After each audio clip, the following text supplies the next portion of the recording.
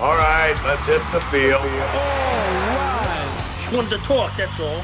It is Sunday, July 21st, and the Yankees were taking on the Rays in Game 3 of a 4-game set. Marcus Stroman on the mound and trying to get the Yankees back in the win column. My recap, your reactions, coming up next. This is NYY Recaps. Welcome to Yankee Stadium, New York City. Just when they thought I was out. Hey, pull me back, kid. Welcome back, everybody. Welcome back. I wish we could be getting together under better circumstances. Another pathetic showing from the Yankees. Ton of missed opportunities. And their rally late in the game comes up just short as they fall 6-4 to the Tampa Bay Rays and they lose their second consecutive game. Obviously, the Rays continue to smash the baseball against the Yankees. They had 3 more home runs today. They had Palacios, Arozarena, Siri, actually 4, and Siri and Caballero. So 4 home runs today. You can't keep giving up 3-4 home runs a game. Judge went deep. Obviously, he's the Yankees' best and most dangerous hitter. And Soto had a really good day. He had 3 hits. But we need somebody to step up other than those guys. You know, they need help. A baseball team is more than 2 players. I'm not going to lie to you. I feel deflated after watching this game. Absolutely deflated. The last couple of days, I really thought that this team was going to have some momentum after that great outing from Gerrit Cole on Friday night.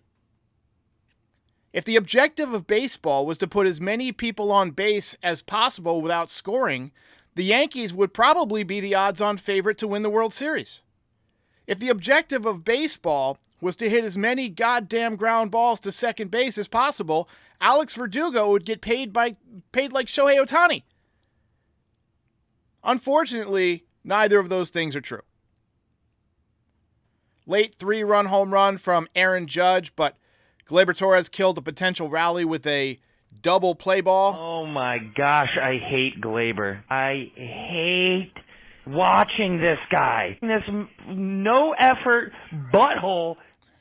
Didn't seem to be moving very well down the line either. Look, it just can't be Aaron Judge, Juan Soto, and Gerrit Cole. Somebody else has to step up. Or we've got to go out and get somebody who will. I didn't think Stroman was too bad today.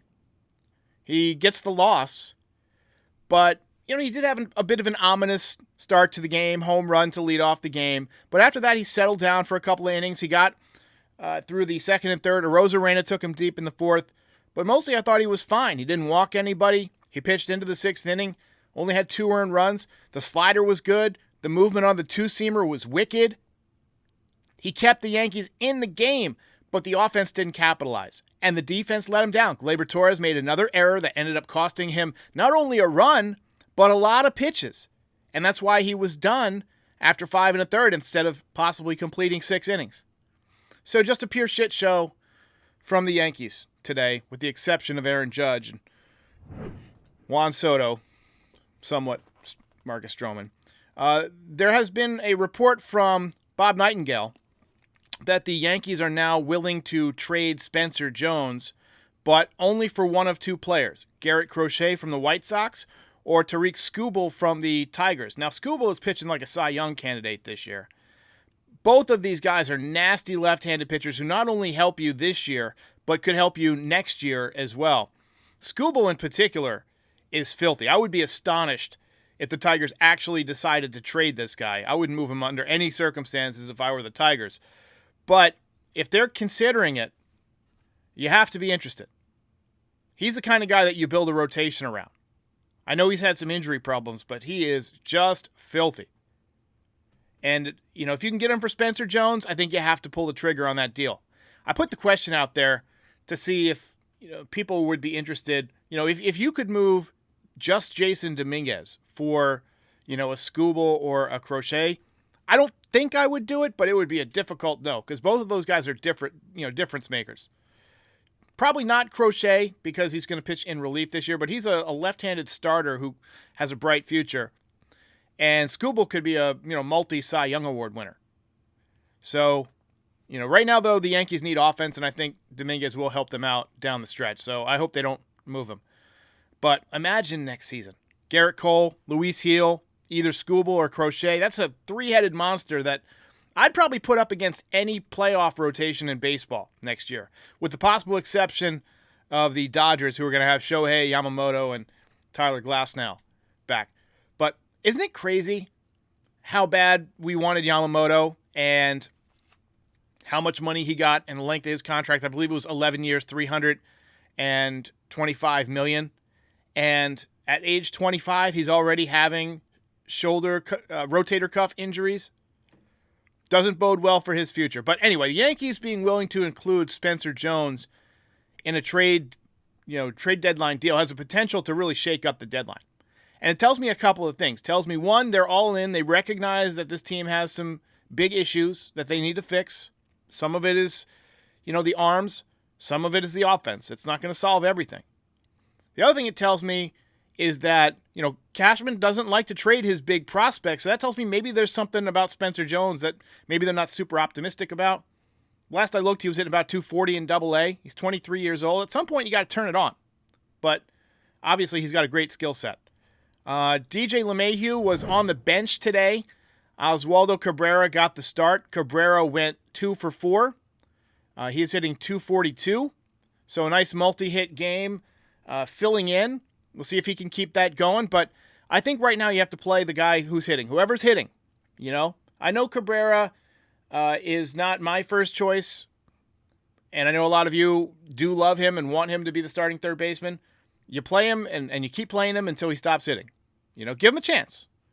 But I still think you have to be kind of looking out there for a third baseman at the deadline. Boone admitted that DJ might not play for several days. And it seems to me like they're trying to give him a mental break.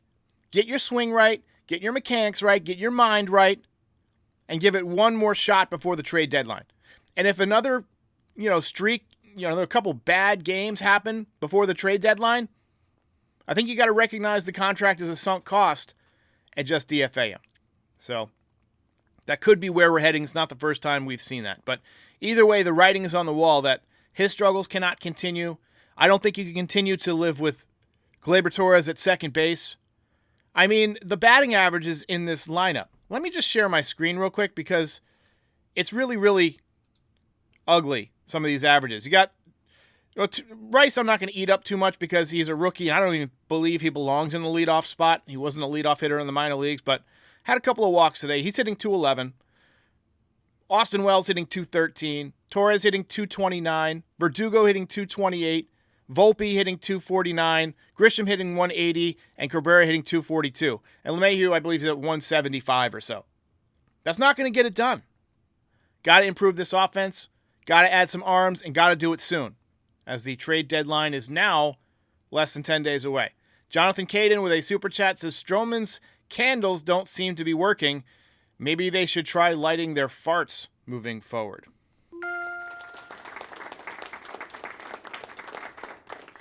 All right, let's get to the recap. This was at least it's a decent game.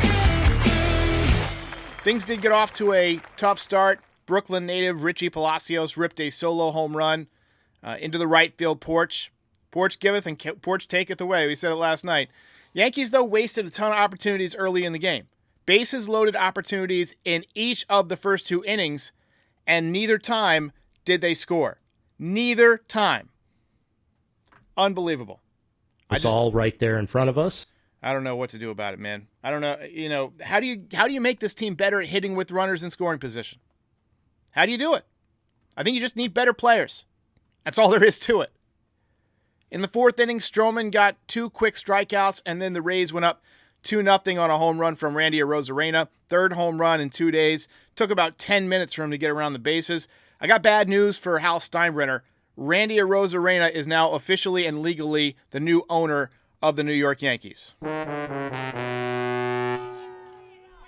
Next play was an error by Gleyber Torres. I thought it was a very makeable play. He didn't get in front of it. He kind of swiped at it. And his 12th error of the season. Oh, fuck. I can't believe you've done this. Can't believe you've done this, Gleyber.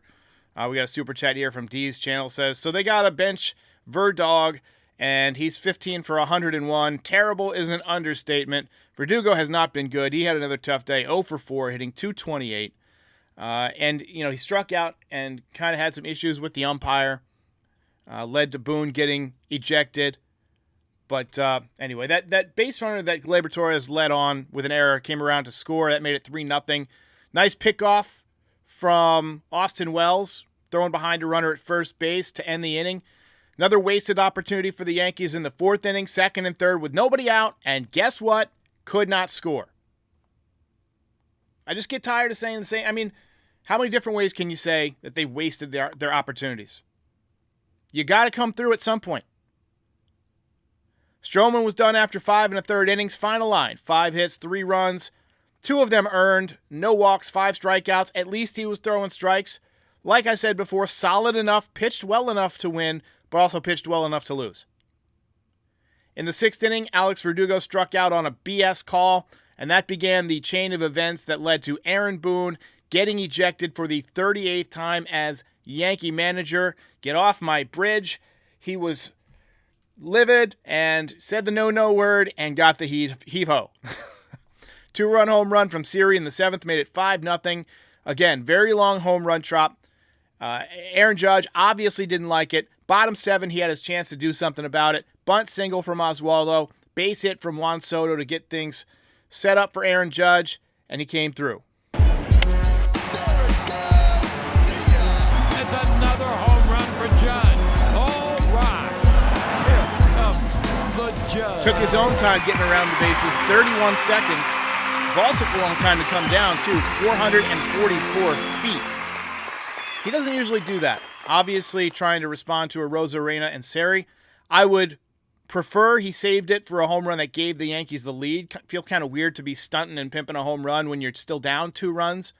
But that made it 5-3, 35th home run of the season. And JD says Carlos tomorrow, 3 more home runs for Tampa. You're probably not wrong. You're probably not wrong. Wells singled to bring Gleyber Torres up as the tying run, but of course he banged into a double play, and he went 0 for 4 on the day with an error, now hitting .229 on the season with a .647 OPS. I think we've been patient long enough. I think it's time to make a change there. I think it's time to make a change at third base. I think the Yankees need to explore, just bringing in some fresh talent in the infield because it's not getting it done. Hey, Derek. Erik from West Virginia. I just can't watch Gleyber Torres play anymore. He killed every rally today. He just doesn't have any value. I think they just need to DFA him. I don't even want to bury him on the bench anymore. He just needs to go and just find anybody, somebody, anybody out there, please. I can't watch him play every day anymore. Your desperation speaks volumes, man. I'm right there with you, man. Look, we're over 100 games now. Let's fix the shit that's wrong with this team. If you give us a decent third baseman, you give us a decent second baseman, you give us a real closer, this team has a chance to win the AL East. But right now, they're sinking because you just don't have enough talent. For $300 million plus, ultimately that comes down to general manager Brian Cashman. Not developing the talent, not getting the right talent, getting fleeced in trades, bringing in the wrong guys. But there's too much dead weight on this roster. You might have to look at a left fielder who can hit too, because Verdugo has been awful. Awful. Giancarlo Stanton coming back soon, so hopefully that'll help out the lineup. He'll be the DH. And, maybe he was hitting pretty well with runners in scoring position, especially with 2 outs. Maybe he can, pick up some more big hits, continue to drive in some runs. But you gotta do something about third base. You gotta do something about second base. Bottom 9, Ben Rice with a very big walk to set things up for Juan Soto, who smoked one off the left field wall. 3rd time in this series he's done that. That made it 6-4. But Judge flied out to center, and Austin Wells struck out looking, and the Yankees lose their 2nd game in a row. Mission failed. We'll get him next time. You get nothing. You lose. Good day, sir. If you ain't first, you're last. Does Gleyber Torres just not give a damn anymore? Yeah, we got a lot of calls like that today in the last few days. We got one saying that we should do a retirement celebration commercial for DJ LeMahieu like we did for Aaron Hicks. I thought that was pretty funny. Look, it's Brian Cashman's job ultimately to get a team that can, put runs on the board. I feel like there's too many guys swinging for home runs on this roster. I feel like Gleyber Torres, his swing is like an unfolded lawn chair at the moment. Verdugo's rolling over every pitch and hitting ground ball after ground ball.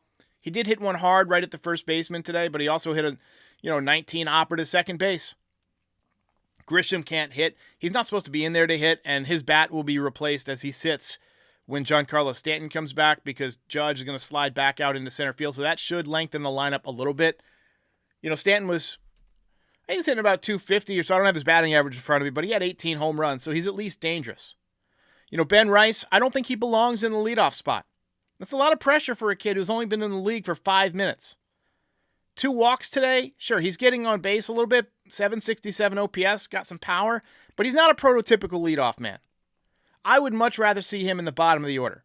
Now, Volpe had a base hit today and a walk. At some point, you might consider putting him back up there. The Yankees lineup was clicking the best when he was hitting at the top of the order. So if you feel like he's coming into a heater, maybe now's the time to get him back at the top of the lineup. But, he just hasn't been getting on base enough in recent memory to justify that move. Off to a decent start in the second half, like I said. But Yankees have some real questions that they've got to answer. Let's take some comments here. What do you say?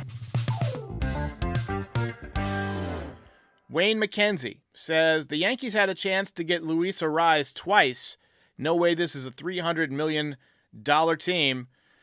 I don't know if they were really given a huge opportunity to get Arraez, because that trade seemed to come from out of nowhere. I don't know if they were really like shopping him or if the Padres just kind of, snuck in there and struck early. Typically, teams don't make trades in early May like the Marlins did, where they start unloading players. So they must have felt like that deal was too good to be true. And it's really it's not responsible of the Marlins to not, shop him around. And if they did shop him around and the Yankees didn't pull the trigger, that's not really a great look either, because he would have been perfect for this roster. Multi-time batting champion, just tearing it up.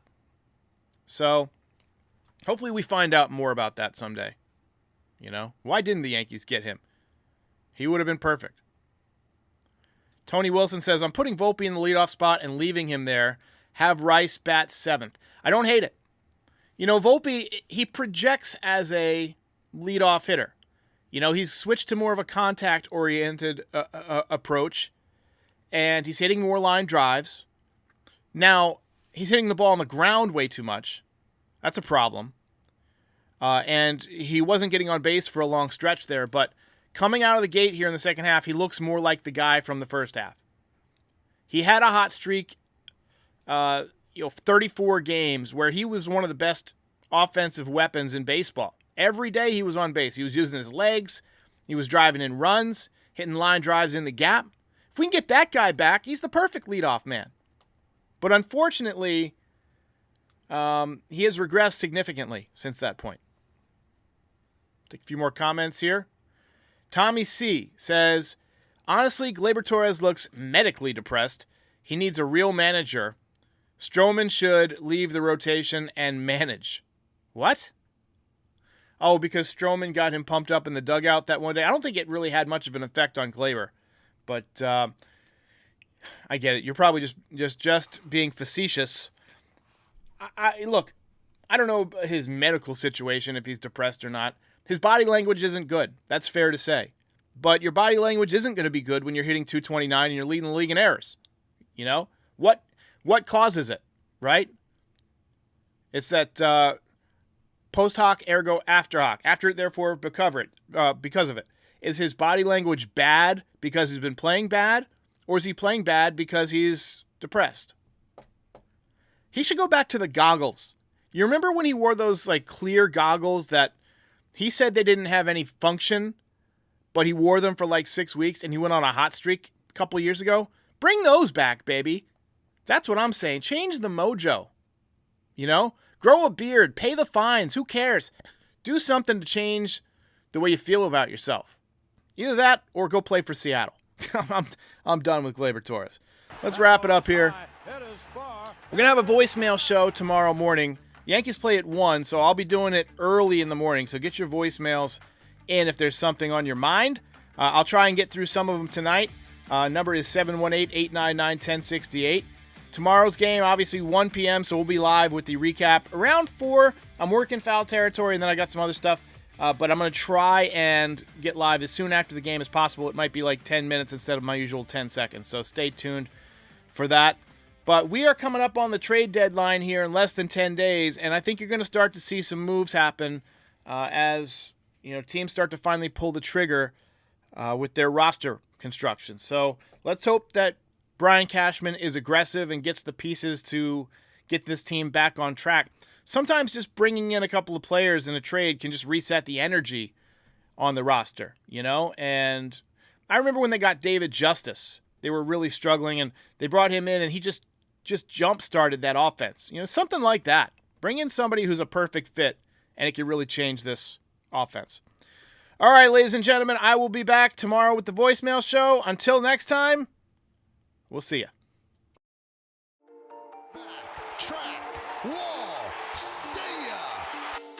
Hey, thanks for watching the podcast. I'm sure I mentioned this during the show, but just in case I didn't, be sure to like and subscribe. It's very important. It helps other fans find the channel, helps grow the Yankees fan community on YouTube. So go ahead and hit those buttons real quick for me if you get a chance, and we'll see you next time.